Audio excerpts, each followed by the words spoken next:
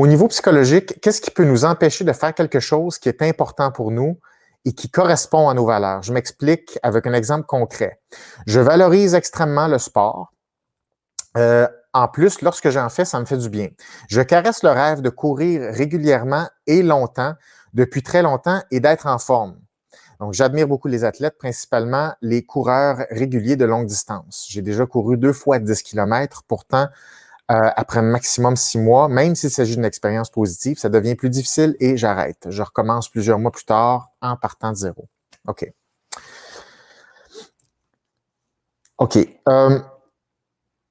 Ça, je passerai pas trop de temps là-dessus. Petit truc. Poursuivre un but important, même s'il est motivant puis on l'aime, ça va amener son lot d'anxiété parce que c'est un défi. Et l'anxiété, ça va être une anxiété en lien avec la peur d'échouer quelque chose et de se décevoir. Donc, à chaque fois qu'on poursuit quelque chose d'important, on a peur. Donc, il y a quelque chose de normal là-dedans. Il faut accepter une part de normalité, que c'est dur d'être toujours motivé. C'est facile à être motivé pour des choses où l'échec n'est pas au rendez-vous, il n'y a aucun risque d'échec, il n'y a aucun risque de déception. C'est facile de rester motivé pour ça, ou légèrement motivé, mais il n'y aura pas beaucoup de sens dans ça.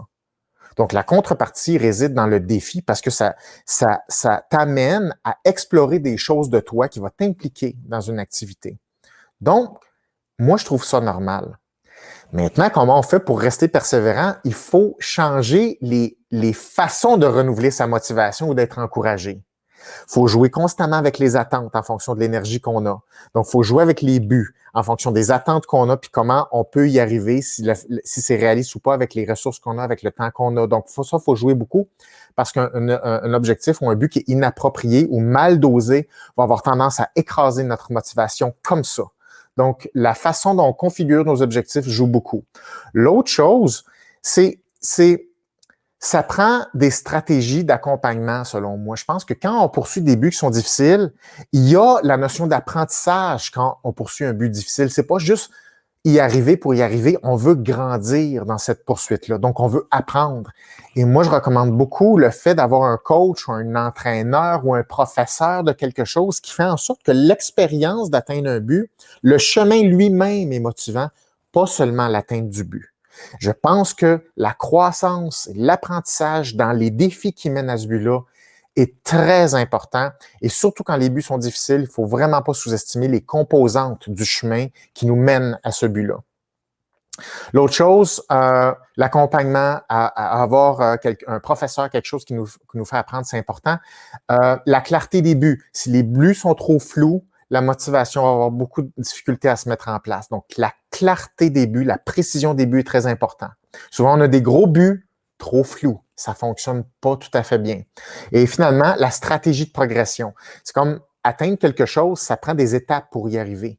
Lorsque les étapes sont mal faites, lorsque les sous-buts ou les sous-paliers pour y arriver sont mal structurés, ça a tendance à diminuer notre capacité à être persévérant dans le temps.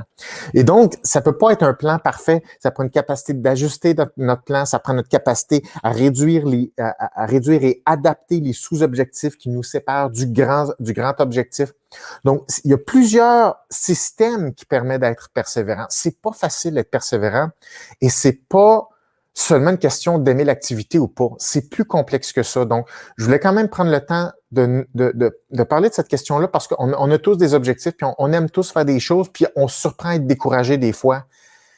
Puis, je comprends, puis c'est multifactoriel les raisons pour lesquelles, des fois, on n'est pas discipliné, puis on a de la difficulté à maintenir nos buts, puis à être persévérant. Ça prend beaucoup de renouvellement, puis il faut être très imaginatif. Et voilà.